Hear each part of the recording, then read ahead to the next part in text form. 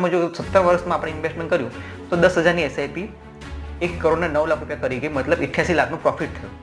એટલે 21 લાખ રૂપિયા જ્યારે આપણે એ જ રીતે લમસમમાં નાખીએ છીએ ત્યારે એ સેમ એમાઉન્ટ એટલે 21,20,000 રૂપિયા લમસમમાં ઇન્વેસ્ટ કરીએ છીએ.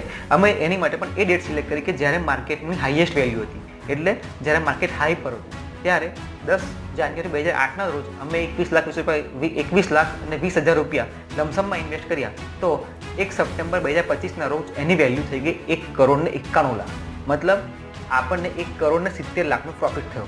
હવે પહેલાં આપણે જોયું હતું કે એસઆઈપીમાં 88 લાખનો ટોટલ પ્રોફિટ થયો હતો, અહીંયા આપણને 1 કરોડ ને 70 લાખની આસપાસનો પ્રોફિટ થયો છે, મતલબ ઓલમોસ્ટ ડબલ પ્રોફિટ થયો છે.